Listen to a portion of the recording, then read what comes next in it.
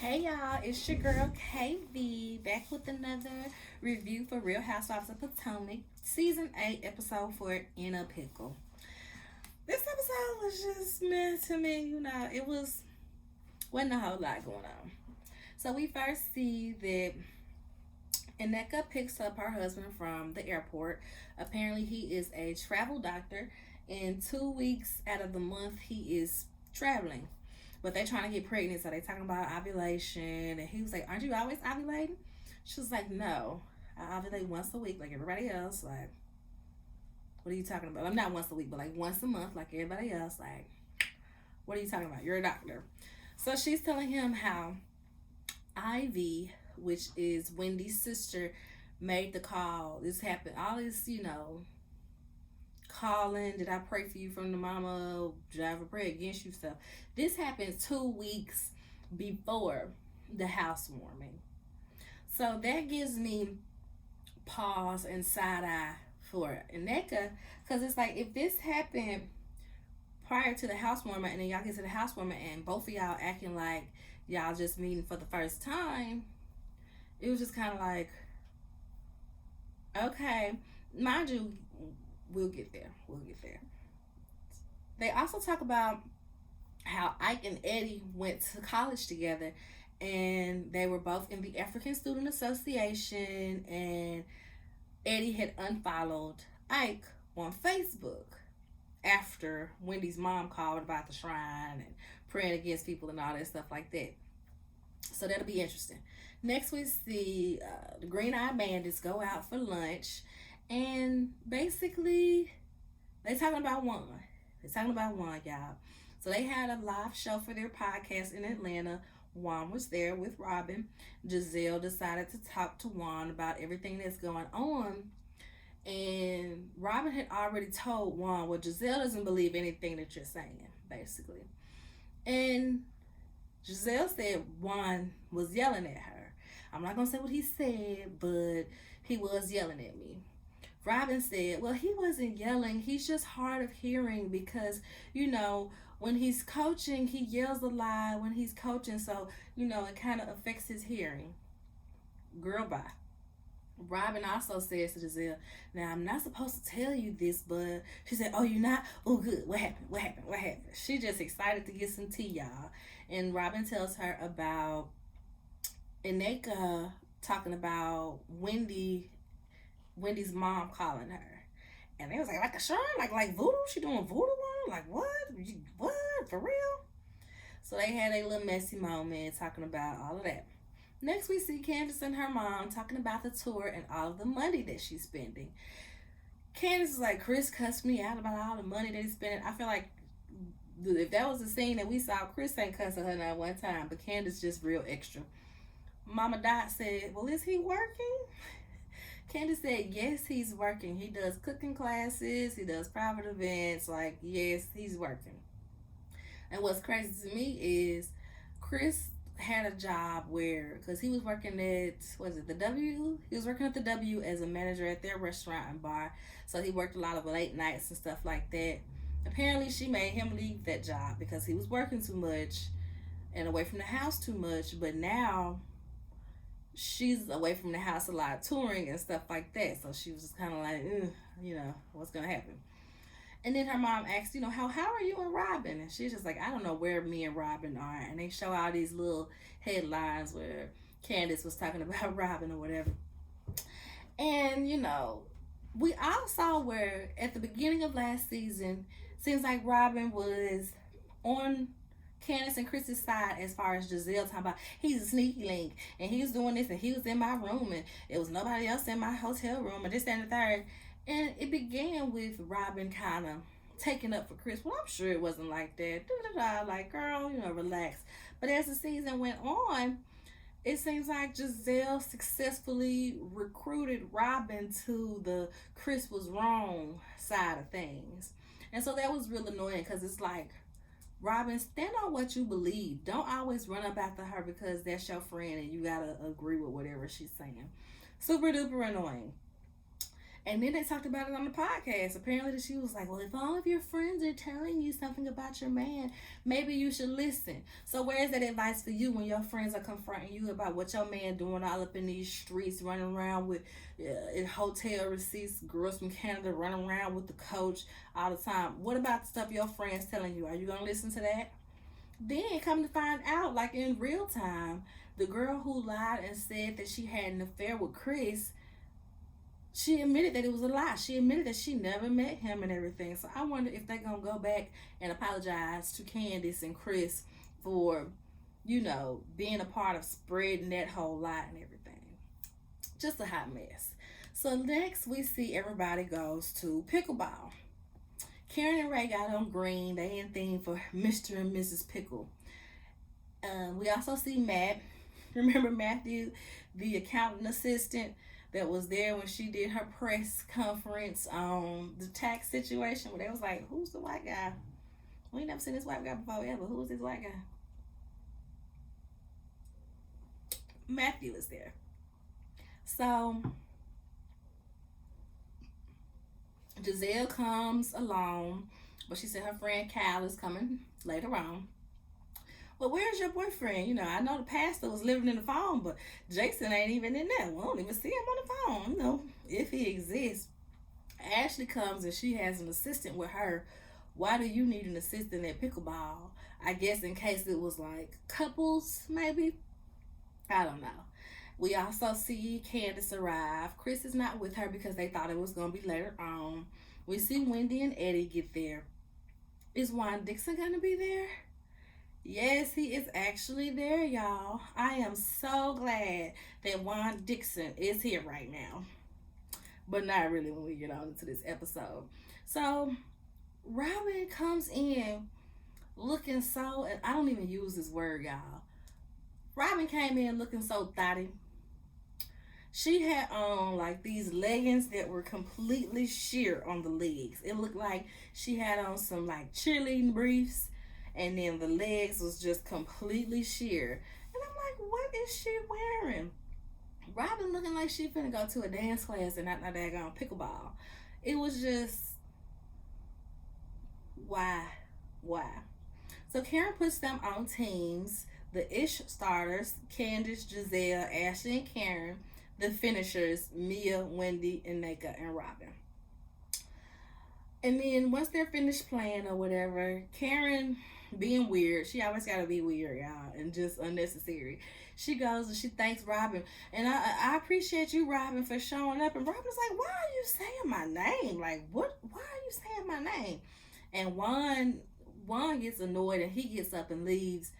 Karen ain't even said nothing to him yet, but he was feeling like she finna bring my name up. She finna bring up, "Oh, Juan, we ain't seen you in forever." So Juan was like, "I'm not finna listen to this. I'm not finna listen to this." He tell the guys, "Come on, let's go play. Let's get away from this mess. Let's go play." So the girls are sitting at the table and they're eating at this point, and they all just kind of talking about everything that's going on. Candace talking about the misinformation. She told Wendy this, that, and the third, and Ashley talking about the misinformation. She told Wendy it should be all good. Candace is like, "So are y'all good now?" And both of them kind of was like, and they both kind of said at the same time. They were like, "Well, I don't even really know her to have a problem." Like, say Nneka said it 2 seconds before Wendy said it. And then she's like, "Oh, so you're repeating me? Oh, so you're repeating me?" It's like, Nneka has so much smoke for no reason, and it's so childish. It's so annoying. And Wendy is not even my favorite person, but Nneka is just, she is grating. Her and her husband just seem like they have such abrasive personalities that I don't know if I'm gonna like them. So then Nneka talks about how Wendy's family had been calling her, and the sister called to ask about this because Nneka was using Wendy's name in this circle to kind of like get a footing or whatever, to be like, "Oh, so you do know somebody." Wendy's like, "Oh, you've been a hater. You've been a hater. Oh, you've been a hater. You tried and it's flop. It's a flop. It's a flop. It's a flop." Wendy was doing the most. It was so annoying. It was so annoying, y'all. So Nneka ends up being like, ended up calling her a B. I can't remember what the reason was and what Wendy said to prompt this, like, finish your statement or something like that. I'm trying to, bitch. What the fuck you think I'm doing? And it was just so extra because it was like, it was just so uncalled for Nneka to be doing all that. Like, and everybody was just like, oh, what girl? Relax. And so at that point, they're like, y'all just need to squash it. Y'all just need to settle it. Blah, blah, blah, blah. Wendy was like, I'm not going to squash anything with her. I'm not going to squash anything with her. But who I will talk to is Mia. Everybody's like, Mia? Mia? The girl that you just called slow? The girl that you done called stupid and dumb? You want to squash it with Mia right now? It was just so crazy. And I was trying to, like, throw her a bone when it happened. I'm like, well, maybe Karen told Wendy about the son and Wendy's feeling bad and she wants to apologize or whatever. Nope. She brings Mia to the side and was like, you see her calling me a B? You see this and that? Talking to her like that cool. And it was just very annoying because it's like, you're really just trying to find somebody to just have this moment with. And it's falling flat because you and me are not even cool. You was just bad talking her at the last event that y'all was all at together. But she's like, you know, I don't think us even called each other B. Well, maybe yes, you did. You threw a drink on me and this and the third. Ha ha ha. They laugh about it. Kimber, we're past that. We're past that. You know, we can coexist and we good. We can coexist and we good. Like I said, Wendy is annoying, but I don't like how they are trying to isolate her. They're trying to ice her out so that she doesn't have a friend on this show. Green Eyed Bandits and Co. Basically, Giselle and Robin being Green Eyed Bandits, the Co being Mia and Ashley, the light skinned coalition. That's what I'm gonna call them. They trying to ice Wendy out. They don't want Wendy on this show, basically, and it is very evident. Like I said, they brought in this African woman, this dark-skinned African woman of the same tribe as Wendy, to do their battles, do their dirt, since they've been accused of colorism, and it's just so blatant and it's just so annoying. So next, they all over there talking and everything, and out of nowhere, the food just falls to the floor, and the little burners under the food done caught fire on the carpet, and they trying to put it out, and they trying to get the people to clean everything up. And then turns out one ran into the gate and knocked it over. And Karen made a good point. Juan used to play basketball. He know how to plant a ball. He know how to not be running all over the place like that. And when you see it, it don't even look like he was the one that was swinging for the ball. He just running it, hit the gate, and everything falls over. Karen crazy about Juan. Do we have a problem? Do we have a problem? Woman to woman, come here. Yeah, I was crying laughing that she really said woman to woman. Like, what is wrong with Karen? She is such a fool, y'all. So when I'm like, no, we ain't got a problem.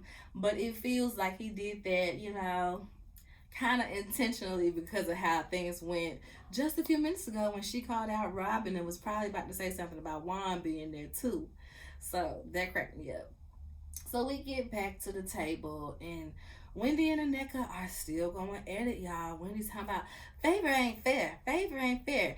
Don't be mad because God worked overtime on me and he clocked out for lunch on you. Okay, Wendy. Okay, Wendy. Okay. So next we see the guys. They're walking over to the guys, and Ike is asking Eddie about, you unfriended me on Facebook? And Eddie is like, what? I just met you today. What is that? I just met you today. What you mean?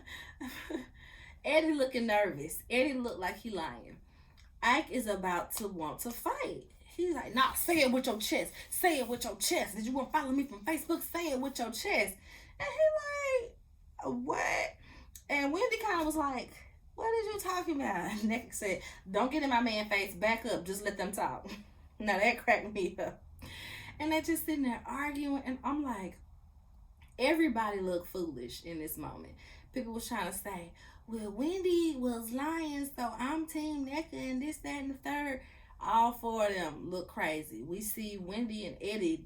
They look like they acting like they don't know what's going on. But y'all know what's going on. Even if Eddie didn't know him like that, because it don't seem like they was friends. Like, it ain't like Ike had messages of them kicking it, or any pictures or nothing to document that them knowing each other like that. It's just y'all's Facebook friends because y'all went to the same school. Facebook unfollow, it's just not that deep. It should never be that deep. Not for some 30-year-old men, 30, 40-year-old men. And then they're like 5 years apart in age. Eddie said that he didn't even go to school when he went to school. Like, at best, Eddie was a senior when he was coming in as a freshman. So it's like, Ike having all this animal on his chest, like you want to fight Eddie. It was just so stupid and so childish. So we get back to the greater group, and they still arguing. And Wendy's like, talk about my mom again. Bring my mom up again. And the Nneka was like, your mom is a witch. Baby, I said while I was watching that, I said, baby, I wish Wendy was a fighter. At least a drink thrower or something, because you would have caught some hands talking about my mama like that. I don't care what my mama said. You would have caught some hands coming in my mama like that, talking about my mama like that. So that's how the episode ends, y'all.